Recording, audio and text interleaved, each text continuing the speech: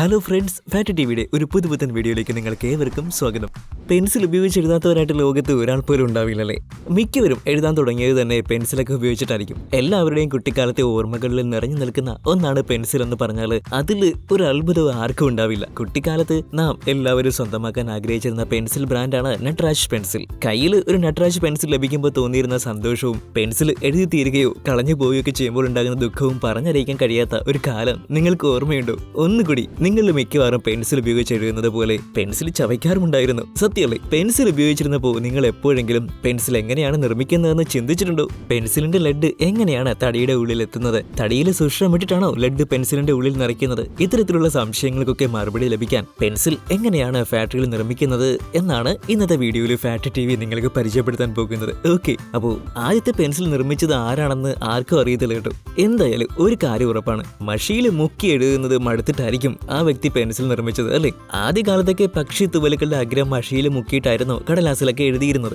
എന്നാൽ ഇങ്ങനെ എഴുതുമ്പോൾ കുറച്ചധികം മഷി കടലാസിൽ വീണ് പോയാൽ പിന്നെ എഴുതുന്നതൊക്കെ മുഴുവൻ പാഴായി പോകില്ലേ? അപ്പോൾ ഒന്ന് ആലോചിച്ച് നോക്കിയേ, അന്നത്തെ കാലത്ത് എന്തെങ്കിലും അത്യാവശ്യമായിട്ടൊക്കെ എഴുതാൻ ശ്രമിക്കുന്നവരുടെ പങ്കപ്പാട് എന്തായിരിക്കുമെന്ന്. അങ്ങനെ മഷി ഉപയോഗിച്ച് എഴുതുന്നതിന് പകരമായിട്ട് കാലങ്ങൾക്ക് ശേഷം ആളുകൾ കരി ഉപയോഗിച്ചൊക്കെ എഴുതാൻ തുടങ്ങി. പക്ഷെ കരി ഉപയോഗിച്ച് എഴുതുമ്പോൾ കൈകൾ വൃത്തികേടാകുന്നത് ഒരു പ്രശ്നമായിട്ട് മാറി. ആ പ്രശ്നം പരിഹരിക്കാൻ വേണ്ടിയിട്ടാകും കരിയുടെ മുകളിൽ ആവരണമൊക്കെ നൽകിയിട്ട് ആദ്യത്തെ പെൻസിൽ ഒരു അജ്ഞാതനായിട്ടുള്ള വ്യക്തി നിർമ്മിച്ചിരിക്കുന്നതെന്ന് കരുതപ്പെടുന്നു. ഇന്നത്തെ കാലത്ത് പെൻസിൽ നിർമ്മാണം എന്നത് വളരെ മോഡേണൈസ് ചെയ്യപ്പെട്ട് കഴിഞ്ഞിരിക്കുകയാണ്. ഇന്ന് പെൻസിലുകൾ നിർമ്മിക്കപ്പെടുന്നത് വലിയ വലിയ ഫാക്ടറിയിലാണ്. അപ്പോൾ പെൻസിലുകൾ ഫാക്ടറിയിൽ എങ്ങനെയാണ് നിർമ്മിക്കുന്നതെന്ന് നമുക്ക് നോക്കാല്ലേ. പെൻസിൽ നിർമ്മിക്കുവാൻ വേണ്ടിയിട്ട് ആദ്യം നിർമ്മിക്കുന്നത് പെൻസിലിന്റെ ലെഡാണ്. ലെഡ് നിർമ്മിക്കുന്നതിന് വേണ്ടി ഗ്രാഫൈറ്റ്, ക്ലേ എന്നിവ വെള്ളം ചേർത്ത് നന്നായിട്ട് കുഴക്കുകയാണ് ആദ്യം ചെയ്യുന്നത്.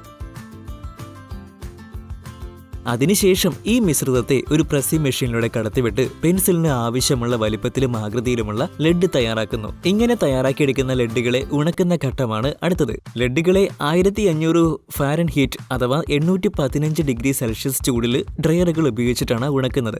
ഉണക്കിയെടുക്കുന്ന ലെഡുകളെ അതിനുശേഷം ലിക്വിഡ് വാക്സിനുള്ളിൽ കുറച്ചു നേരം മുക്കി വെക്കുന്നതാണ് അടുത്ത ഘട്ടം. കളർ പെൻസിലുകൾ നിർമ്മിക്കാൻ വേണ്ടിയിട്ട് സാധാരണ രീതിയിൽ ആദ്യഘട്ടത്തിൽ മിക്സ് ചെയ്യുന്ന ക്ലേയിലോ അല്ലെങ്കിൽ ലെഡുകൾ മുക്കി വയ്ക്കുന്ന ലിക്വിഡ് വാക്സിലോ ആയിരിക്കും കളർ ചേർക്കുന്നത്. ലെഡുകളുടെ നിർമ്മാണം ഇതോടെ പൂർത്തിയാകുന്നു. തയ്യാറാക്കിയ ലെഡുകളെ ശ്രദ്ധാപൂർവ്വം സ്റ്റോറുകളിൽ സംഭരിച്ചു വയ്ക്കുന്നു. പെൻസിൽ നിർമ്മാണത്തിന്റെ അടുത്ത പ്രോസസ്സിനെ കുറിച്ച് പറയുന്നതിന് മുന്നേ ഒരു കാര്യം പറയട്ടെ. പെൻസിലിൽ ഉപയോഗിക്കുന്ന ലെഡും ലെഡ് എന്ന മൂലകവും തമ്മിൽ ഒരു ബന്ധമില്ല കേട്ടോ. ലെഡ് എന്ന മൂലകം ഒരു വിഷവസ്തുവാണ്. ലെഡ് മൂലകം ഉള്ളിൽ ചെന്നാൽ നിങ്ങൾക്ക് ലെഡ് പോയിസണിങ് വരെ ഉണ്ടാക്കാൻ സാധ്യതയുണ്ട്. എന്നാൽ പെൻസിലിലെ ലെഡ് ഗ്രാഫൈറ്റും ക്ലേയും ഉപയോഗിച്ചിട്ടാണ് നിർമ്മിക്കുന്നതെന്ന് നിങ്ങൾക്ക് അറിയാമല്ലോ ഇപ്പോൾ. ഇനി പെൻസിലിന്റെ പുറംചട്ട എങ്ങനെയാണ് നിർമ്മിക്കുന്നത് നമുക്ക് നോക്കാം. പെൻസിലിന്റെ ലെഡ് തയ്യാറായി കഴിഞ്ഞാൽ അടുത്ത ഘട്ടം അതിന് തടിയുടെ ആവരണം നൽകുക എന്നതാണ്. വളരെ എളുപ്പത്തിൽ ഷാർപ്നർ ഉപയോഗിച്ച് മുറിക്കാൻ കഴിയുന്നതും എന്നാൽ നമ്മുടെ കയ്യിലിരുന്ന് ഒടിഞ്ഞു പോകാത്തതുമായിട്ടുള്ള തടിയാണ് പെൻസിലിൽ നിർമ്മിക്കാൻ ഏറ്റവും നല്ലത്. അതുകൊണ്ട് പെൻസിൽ നിർമ്മിക്കാൻ സർവ്വസാധാരണമായിട്ട് ഉപയോഗിക്കുന്നത് ദേവദാരു വൃക്ഷത്തിന്റെ തടിയാണ്. ഫാക്ടറിയിൽ എത്തുന്ന ദേവദാരു വൃക്ഷത്തിന്റെ തടി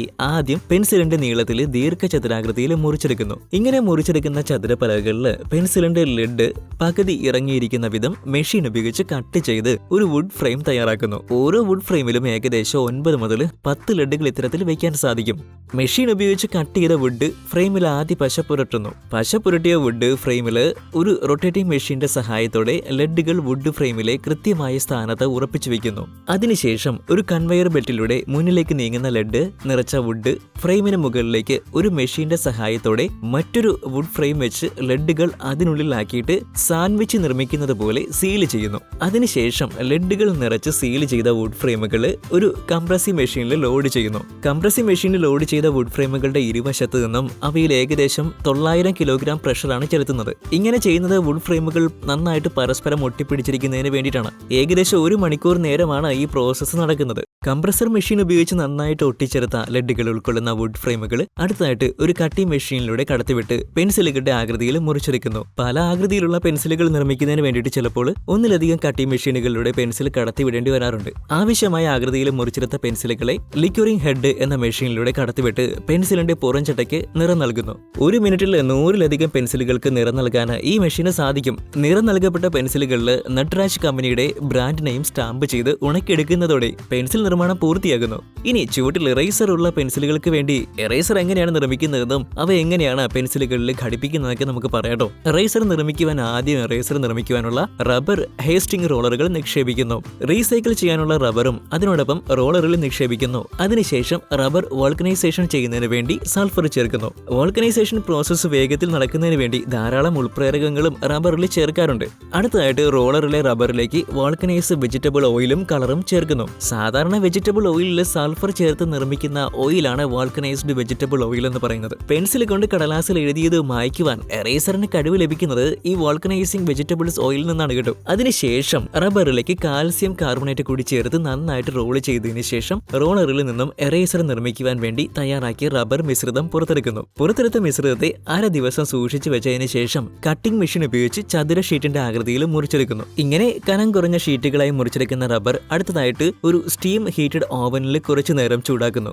ഓവനിൽ നിന്നും പുറത്തെടുക്കുന്ന ഷീറ്റുകൾ അതിനുശേഷം കുറച്ചു നേരം വെള്ളത്തിൽ മുക്കി വയ്ക്കുന്നു. വെള്ളത്തിൽ നിന്നും പുറത്തെടുക്കുന്ന റബ്ബർ ഷീറ്റുകൾ എറേസറുകൾ നിർമ്മിക്കുവാൻ തയ്യാറായി കഴിഞ്ഞവയാണ്. അവ എറേസറുകൾക്ക് ആവശ്യമായിട്ടുള്ള ആകൃതിയിൽ മുറിച്ചെടുത്താൽ മാത്രം മതി. ഇനി അസംബ്ലി ലൈനിലൂടെ നീങ്ങുന്ന പെൻസിലുകളുടെ ചുവട്ടിൽ ഒരു അലുമിനിയം ക്യാപ്പ് എറേസർ ഉറപ്പിക്കുന്നതിന് വേണ്ടി മെഷീൻ സഹായത്തോടെ ഉറപ്പിക്കുന്നു. അതിനുശേഷം ഒരു അലുമിനിയം ക്യാപ്പിനുള്ളിലേക്ക് പെൻസിലിന് ആവശ്യമായിട്ടുള്ള ആകൃതിയിൽ മുറിച്ചെടുത്ത എറേസർ ഒരു പ്രത്യേകതരം മെഷീന്റെ സഹായത്തോടെ ഉറപ്പിക്കുന്നു. അതോടെ ചുവട്ടിൽ എറേസറുള്ള പെൻസിലും തയ്യാറാകുന്നു. ഇനി നിങ്ങൾക്കറിയാത്ത രസകരമായ ഒരു കാര്യം കൂടി പറയാം. ഇന്ത്യയിലെ ഏറ്റവും അധികം ആളുകൾ ഉപയോഗിക്കുന്ന 2 പെൻസിൽ ബ്രാൻഡുകളാണ് നട്രാജും അപ്സറയും അല്ലേ. എന്നാൽ നിങ്ങൾക്കറിയാമോ ഈ 2 ബ്രാൻഡിലുള്ള പെൻസിലുകൾ നിർമ്മിക്കുന്നത് ഒരേ കമ്പനിയാണ്. അതേന്നെ, ഹിന്ദുസ്ഥാൻ പെൻസിൽ എന്ന കമ്പനിയാണ് നട്രാജ്, അപ്സര എന്നീ പെൻസിലുകൾ നിർമ്മിച്ച് വിപണിയിലെത്തിക്കുന്നത്. ഹിന്ദുസ്ഥാൻ പെൻസിൽ ഓരോ ദിവസവും ഇന്ത്യയിൽ 80 ലക്ഷം പെൻസിലുകളാണ് വിൽക്കുന്നത്. ഇന്ത്യൻ പെൻസിലിന്റെ വിപണിയുടെ 45% ഹിന്ദുസ്ഥാൻ പെൻസിലിന്റെ പക്കലാണ് കേട്ടോ. അപ്പോൾ ഫ്രണ്ട്സുകൾ, ഇന്നത്തെ വീഡിയോ നിങ്ങൾക്ക് ഉപകാരപ്രദമായിരുന്നു എന്ന് വിശ്വസിക്കുകയാണ്. ആ വീഡിയോ സംബന്ധിച്ചുള്ള അഭിപ്രായങ്ങളും നിർദ്ദേശങ്ങളൊക്കെ ഞങ്ങളെ അറിയിക്കാനായിട്ട് മറക്കരുത്. അപ്പോൾ ആദ്യമായിട്ടാണ് നിങ്ങൾ ഞങ്ങളുടെ ചാനൽ സന്ദർശിക്കുന്നതെങ്കിൽ ചാനൽ സബ്സ്ക്രൈബ് ചെയ്യാൻ പരിഗണിക്കണം. മറ്റൊരു വിജ്ഞാനപ്രദമായിട്ടുള്ള വീഡിയോ ആയിട്ട് നമുക്ക് വീണ്ടും കാണാം. അതുവരെയും stay tune factory TV for the wonderful factory making videos.